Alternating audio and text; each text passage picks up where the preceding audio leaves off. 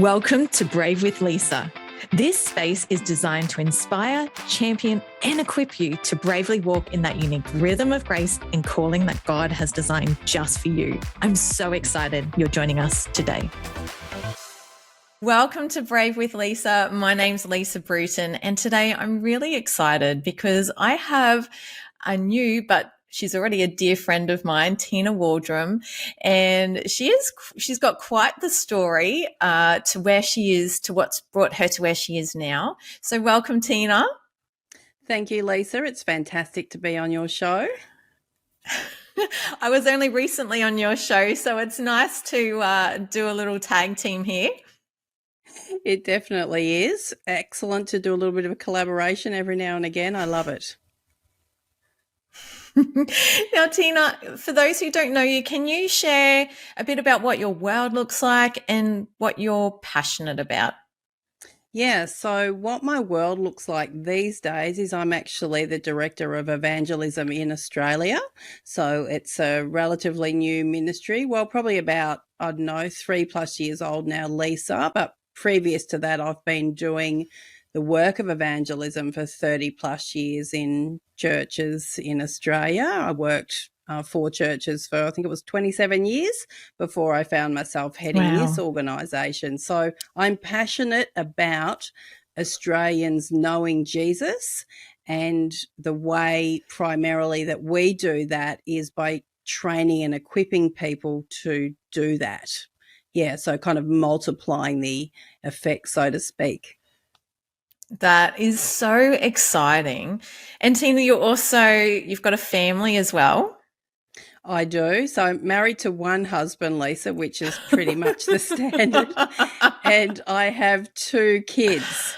And so just loving life with them, married to a Kiwi, and our 2 kids, one's almost finishing high school and one's almost finishing primary school. So yeah, 2 ends of the spectrum. Wow, you do, don't you? Hey, so I would love to know, because I know a little bit about your story and I think it's quite extraordinary. Can you share, I guess, where did it all begin for you and Jesus? Yeah, so 1992, I was one of those Aussies that finished high school, did university as a primary phys ed teacher, went out and did some teaching for a year, but I felt like something was missing, Lisa. So I did the Aussie thing and I thought, well, the answer is to go and travel Europe. And so I went with a friend that I went to teachers college with, and off we went to travel Europe. And in the Greek islands, I bumped into this guy. Well, my friend and I bumped into him. And he was a Christian, or he didn't say that, but we just thought he was so weird because he was so different. He was really kind. He was extremely considerate. He wasn't living the party life that we were living. And his lifestyle provoked me to think, really. And it led me down a rabbit hole of eventually where I met Jesus. I went to visit him back in his hometown in California months later. And it was a long story, but I met Jesus there, and it was a black and white. I was one of those conversions that it's not typical, but it was for me. It was this black and white where I just gave my life to Jesus. My whole world changed, and I had this deep desire from that point in 1992 that, oh my gosh, my country of Australia needs Jesus. Wow. And in hindsight, that was the call of God to what I've been doing since that time, in a nutshell anyway. That's incredible. So how do you go from, California to where you are now? Yeah, lots of years in between, right? So I started attending a church in California, and that has a huge story, but I won't back right into all of that. But I came back to Australia, and at this point I've now been living as a Christian for 6 months. So I was 6 months in California living. So I'm really passionate, and I know that I don't want to do anything. I don't want to go back to primary phys ed teaching. I just want to tell people about Jesus somehow. So I came back and I found a church, and that was a bit of a story. I read a couple of magazines, Christian magazines, and this particular church's name kept coming up. And so I connected with them. I started going to that church, and I had this weird thought that God wanted me to go to Bible college. And I was just so embarrassed by that, because I thought, who does that? Who does that, Lisa? But sure enough, I went off to Bible college, and at the same time was volunteering, and then got a job in that local church doing the high school's outreach. So reaching students that didn't know Jesus. And I just loved it. And then it just evolved over time. I did some work for Youth Alive in Victoria for years, and then started writing all their high school's outreach programs. Then I led a movement called See You at the Pole in Australia that again got students in schools praying for the nation. At the same time, I'm youth pastoring, and I'm out speaking, and anybody that wants to know Jesus, I want to tell them. And anybody that wants to know how to tell people about Jesus, I want to tell them. So, yeah, I just feel arrested by the Holy Spirit that this is what God has called me to do. And I didn't feel any freedom to kind of explore anything else. Wow, that's incredible. That's a lot. That's a lot of passion, and it's a long time as well to be passionate about that same thing, about Jesus and sharing Jesus. And how did you keep that passion alive? That's a great question. First of all, I would say I don't think I have kept it alive. I think it's fueled by the Holy Spirit. Are there days that I think, oh, gosh, I'm not really feeling like thinking about people that don't know Jesus? Yes, of course, I think that's for all of us. But I think in terms of the calling, I think the Holy Spirit sovereignly keeps that alive. And I think he does that for all of us, no matter what we do, what God has called us to do. There is something in your mind, in your heart, that just won't go away. That's the way I would describe it. It just doesn't go away. That's true. Yeah, I love that. And I do think that we still have to partner with him to stir the passion, and just by you being in the areas that God has called you into, I think it's just fueled the fire as well. 100%. And God has called me to things that have definitely partnered with him, like you're saying. So when God called me to Bible college, I was just like, oh my gosh, is he serious? Because there's a world that doesn't know Jesus. I don't have time to sit in a Bible college. That's how I felt. But that was him equipping me to actually do the work that he's called me to. I can only see that in hindsight, because I was a young Christian. Books that the Lord would put in front of me, that all of that was me going, oh, okay, so that's what I'll read next. All of that has fueled the fire, so to speak. Or, an evangelist would come to our church, and I would just be trying to learn everything I could from them, because I'm thinking, I didn't think I was an evangelist then. I just knew God called me to people, but I wanted to learn from them. So just being studious, I guess, that God's called you to something in general. Well, yeah, how can I learn about it? I love that. And when did it dawn on you that you're an evangelist? Well, that's another great question. Aussies in general are not good at putting your hand up or poking your head up and saying, I'm this or that. So I just kind of kept that to myself, because I know that any of those fivefold ministry gifts, as we call them, the evangelist, the prophet, the pastor, etc., they're functions, not titles. So I thought to myself, well, I'm a function, I'm not a title. So if I'm really an evangelist, well, that should be what I do. And that's what I do. I'm not looking for someone to say, oh, you're an evangelist, so come and train and equip us. I just knew on the inside that was me. So in good old Aussie fashion, I internalized it and just got on with it. And then over the years, I've never labelled myself as an evangelist, but people then start to say, oh, you're an evangelist, which I think is true. Like if you're a skilled builder, eventually someone's going to go, oh, mate, you're a builder, So it was that simple. People started to say, oh, that's what you are. People have never said to me, oh, you're such a pastor. Never in their life.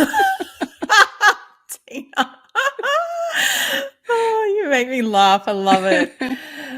So you said that you were in the church for 27 years. Is that right?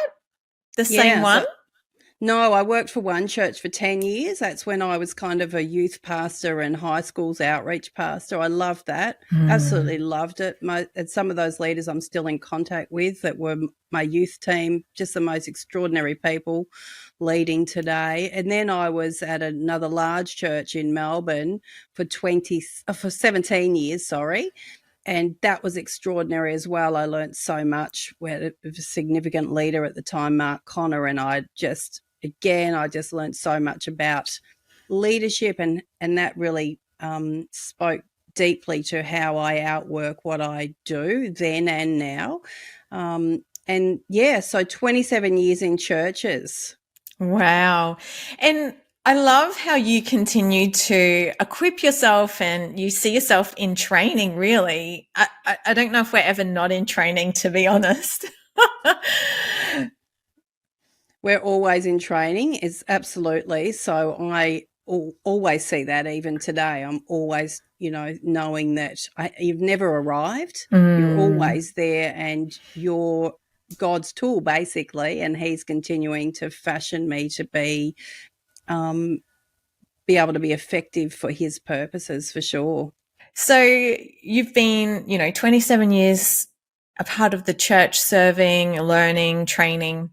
How do you go from there to your organization and what you're doing now, which is quite standalone? It's not in the church. Yeah, well, it was a big shift for me, actually, Lisa, but I guess I want to add to that by saying still all about the call of God. So for me, it's all about, that's always sitting as the baseline for me. I've always felt that God has called me to the nation of Australia and to equip people to somehow share their faith. So after those 27 years, or just before that came to an end, I can remember where I was at home, in fact, and I felt the Lord say to me quite clearly, step out of the boat. Oh. And I just, Lisa, when you know that you know. Mm-hmm. And so I knew, and I internalized that, and I knew straight away that the Lord was saying, it's time to move on from your job at this church. And I couldn't believe it, because I absolutely loved my job, loved the people. And then I said to the Lord, oh, okay. So should I be looking for a job? And I felt him say no. I felt him say, just sit and be quiet and I'll bring it to you. That's what he said. I'll bring it to you. So it was a real stretch of my faith on every level, because I'm having to step out and finish up, and I'm not looking for a job. I'm waiting for him to bring it to me. So that's what I did, Lisa. Wow. That is massive. And I can imagine there's lots of layers to that as well. One, just, yes, being faithful and trusting God, but having those conversations with people, and it would have been a grieving process a bit too, I could imagine. It really was. No, it really was. I mean, I was heaving buckets loads of tears when I finished up. I was, it was very emotional. And as you say, there was lots of layers to that, for sure. And I can remember still my final day with my immediate staff that I worked with at the time, just having a wonderful meal together and stuff. I remember getting home that afternoon, and it was about 4 o'clock, between 4 and 4:30. This is how clear it was. And my phone rings, and it's a person from the Billy Graham Association. Yes, on the same day, Lisa. And basically they had said, oh, we've heard that you're finishing up. Could I work with them for a short while on an event that they were having in Australia? And I said, well, I know. Yes, I am finishing up like 2 hours ago.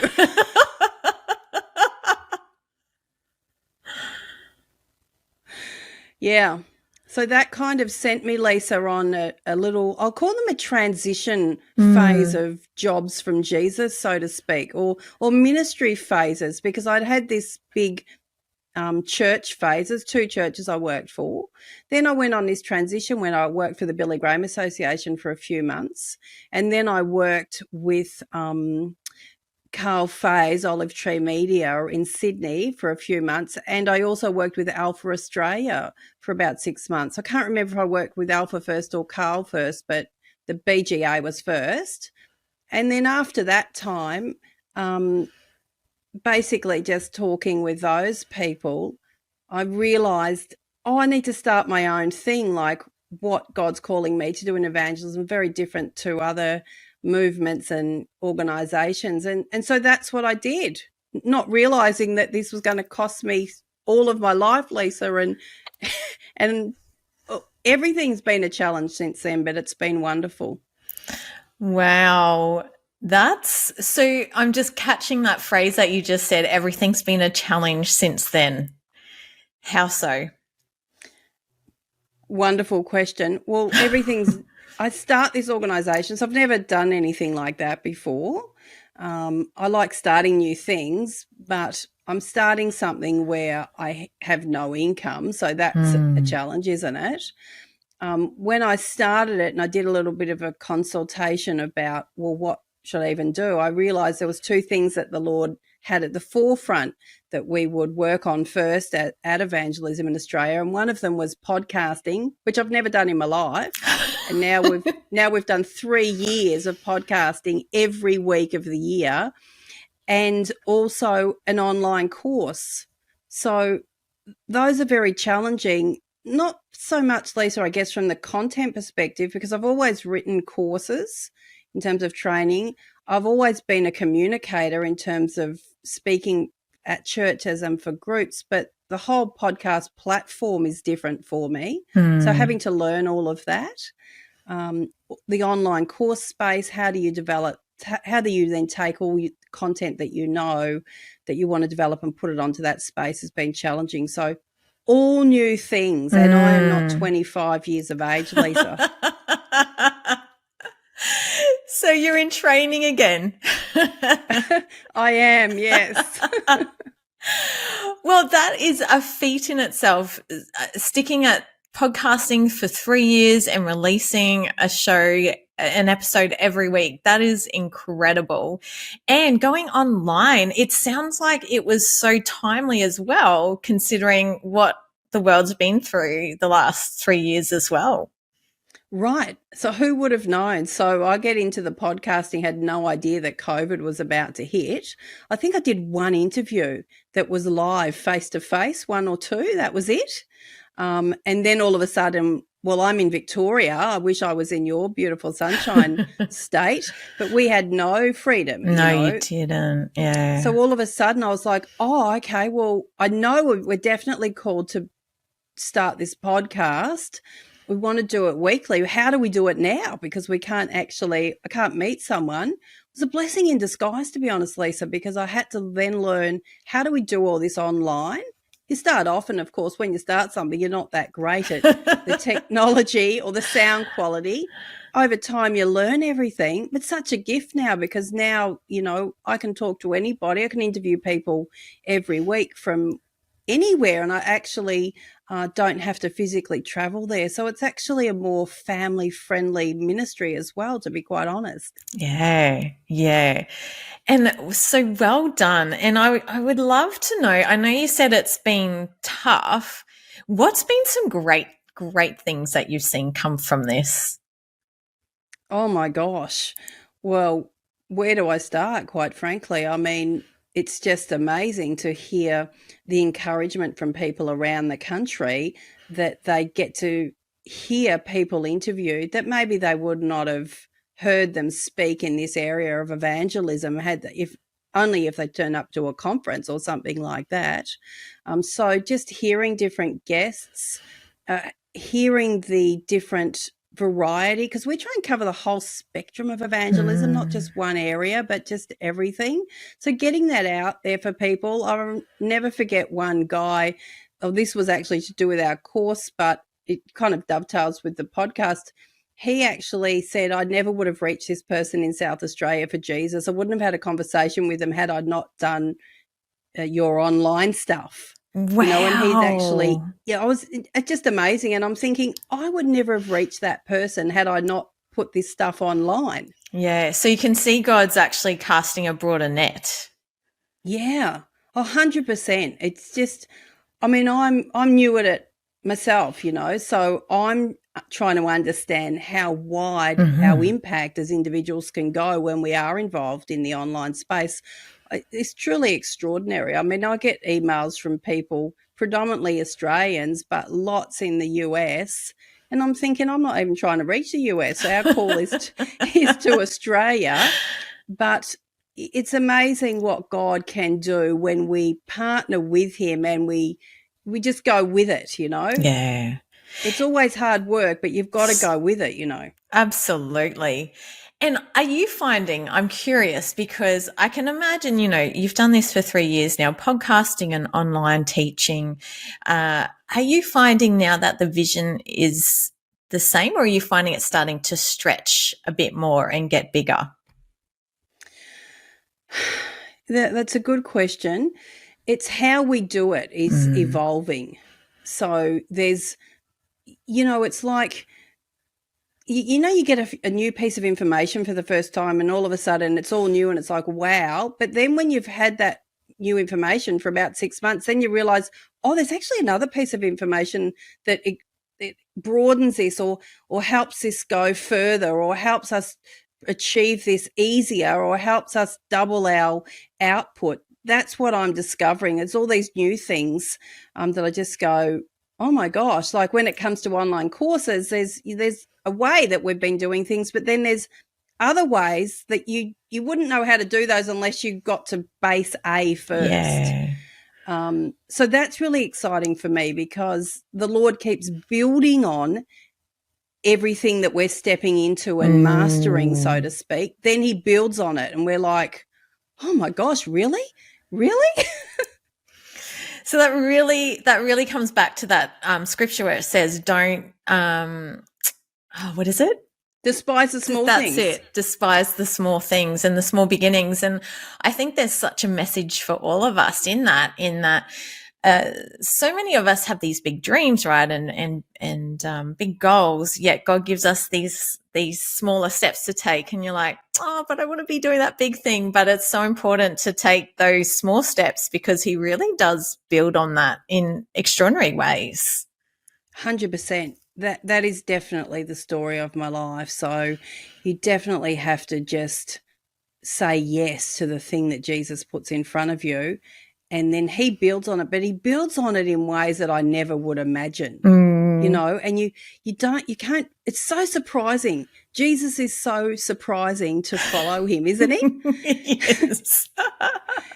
And it's exciting, no matter what God's called you to, what initiative it is, it's incredible what's always on the other side of saying yes is hard work, but always on the other side of saying yes is stuff that you never thought was possible or you didn't even know existed. Yeah.